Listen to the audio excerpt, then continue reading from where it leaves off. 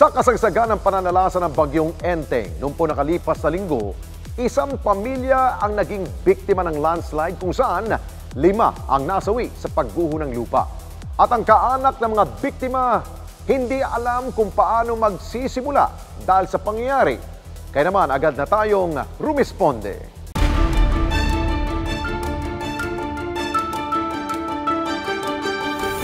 Sa paghagupit ng bagyong Enteng nung nakalipas na linggo, ilang lugar ang matinding binaha sa ilang lungsod sa Metro Manila. Maging ang kalapit na lalawigan ng Rizal, hindi rin pinatawad ang bagsik ni Enteng.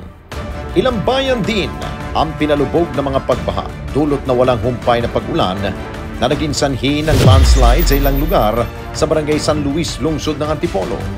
Isang bahay ang natangay sa nangyaring landslide sa Sitio Banaba, kung saan 5 katao ang natabunan at tinangay ng pagguho.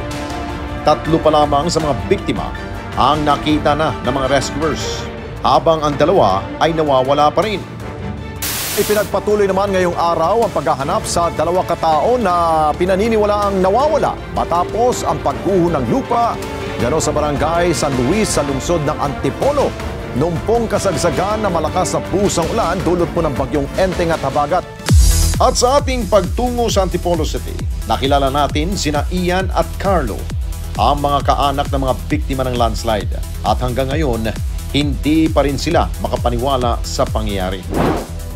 Gumising po ako nun, bandang alas 7 po ng umaga.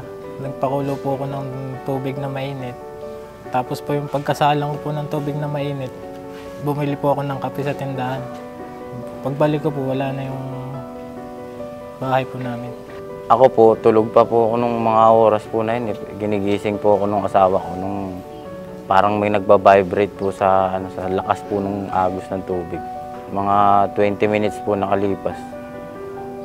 Wala na yung nagbabibrate. Pagtingin ko po rin sa taas, wala na po yung bahay ng nanay ko. Biglaan po talaga, sir, yung dahil po yun dun sa bakod po nung seminaryo po. Kasi mataas po yung bakod nila. Tapos malawak po yung lupa na nabakuran. Naipon po yung tubig. Tapos sa sobrang dami po ng tubig, hindi po kinaya ng pader. Bumagsak po. Parang dam po na nagpakawala po ng tubig. Biglaan po yun. Nagkasal po ng tubig. Ano ba yung itsura ng mga bakod? Parang kubo-kubo lang po yun. Gawa lang din po sa mga kahoy po. Linis po eh.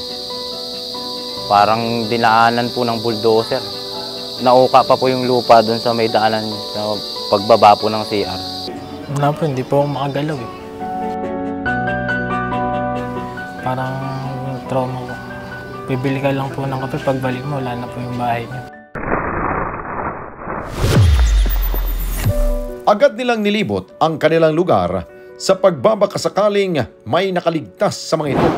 Ang ginawa po namin, nagtanong-tanong po muna kami sa mga bahay-bahay po. Baka sakali po na may nakatakbo o nakaligtas po. Wala po. Bumaba po muna kami. Binaybay po muna namin yung sapa. Nagtanong-tanong rin kami kung may naririnig silang sumisigaw sa sapa. Wala rin daw po. Kaya bumalik kami pataas. Pinapunta ko po siya ng barangay. Ayun na po, doon na po nagkaroon ng action. Nagka-rescue na po. Ako nga pala si Raymond Tapak ng Barangay Rescue ng Barangay San Luis. Lumapit sa aming tanggapan yung natirang kamag-anak nung na-was out na bahay.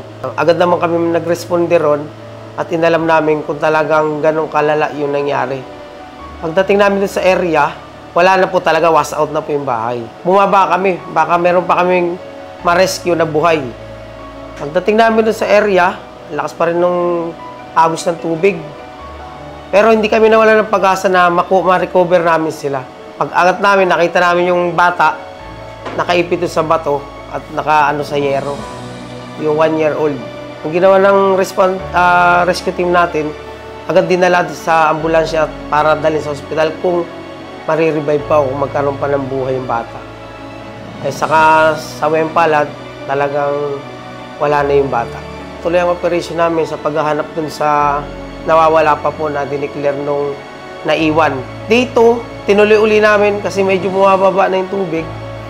Isa dun sa tulay, ng Sitio Banaba na nakita namin yung bangkay din po nung tatay. Nakailalim po dun sa yero. Kasama namin yung aming punong barangay, ang aming mga kagawad. Ayon kay Raymond, dahil sa malakas na buhos ang ulan at sa naipong mga tubig, inanod ang bahay ng mga biktima sa biglang ragasan ng tubig. Yung bahay talaga, nakaano siya sa pader. Palibas sa light materials. Nung napuno yung tubig dun sa pader, dun sa kanila bumagsak yung tubig. Kaya na-wash out po yung bahay nila hanggang bumagsak dun sa mga 75 feet hanggang 100 feet po. Ginawa ng aming punong barangay at ng ating council o kagawad, gumawa ng isang team na para magtanong-tanong dun sa dinaanan ng tubig na malakas. Sa kasamang palad, hanggang ngayon po, hindi pa rin po namin nahanap yung bangkay. At sa isinagawang search and retrieval operation ng pinagsanib na puwersa ng barangay at lokal na pamahalaan, natagpuan ang 3 sa mga ito. Ngayon po, ang natagpuan pa lang po yung 3 po, si Ate Catherine, saka po yung bayaw namin. Tapos po yung 1 taong gulang po. Bali, nawawala pa po yung nanay po namin, saka po yung 8 taon po na pamangkin.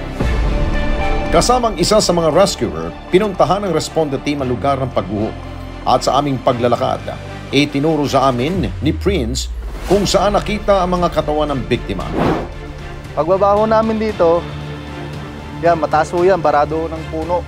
Ito, nakabara ho yan, tsaka ng yero. Pagtanggal po namin ng yero, tsaka ng damo, yun na ho, umangat na yung katawan. Doon na namin hinila. Hindi mo ba saan kailan nakita? Doon pa sa may balon po sa kabila. Day 2.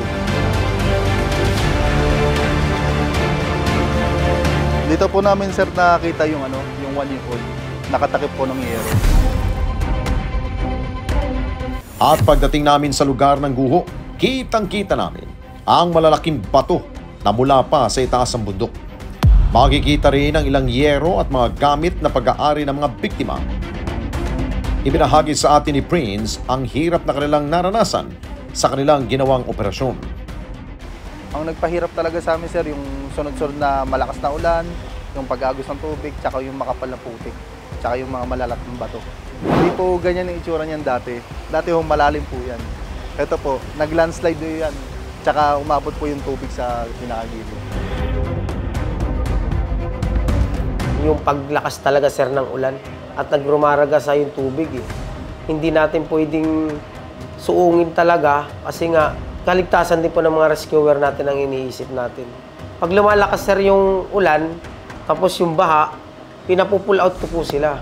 Hinto, operation uli, retrieval uli, lalakas na naman, hinto na naman. Yun talaga, sir, yung pinakamahirap na trabaho, mahirap sa retrieval na ginawa namin. Sa ngayon ay pinag-aaralan ng mabuti ng barangay ang paglilipat sa iba pang mga kabahayan na nakatirik sa mga creek o mga landslide-prone areas. Yung pong doon sa lugar kung saan may inanod sa flash flood ay along the creek na naapektuhan po ay 44 families. As of now, nasa mabuti naman na silang kalagayan pero pinag-aaralan ng aming barangay at ng city government na yung mga 3-meter easement na kailangan i-live ng mga residente ay yun po ay papatupad ng barangay at ng city government para maiwasan na po sa mga susunod pang mga pagkakataon na may disaster na mangyaring ganito. Katuwang ang lokal na pamahalaan ng Antipolo, agad na rumisponding barangay sa mga pangangailangan nila iyan.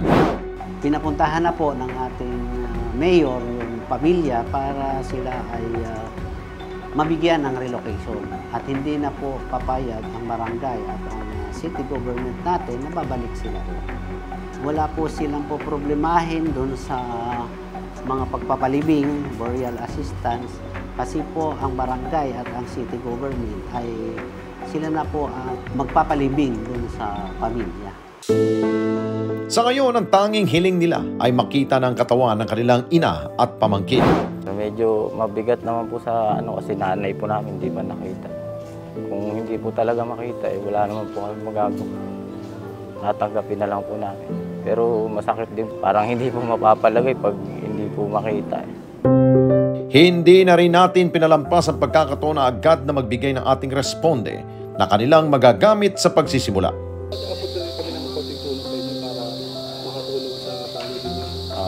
Marami po salamat.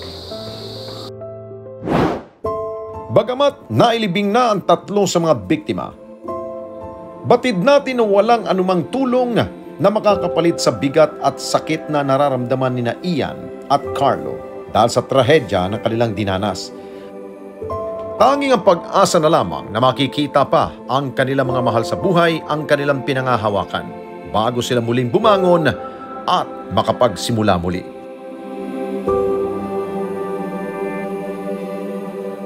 Mga kababayan, salamat po sa inyong pong pagsubaybay sa Responde Mata ng Mamamayan.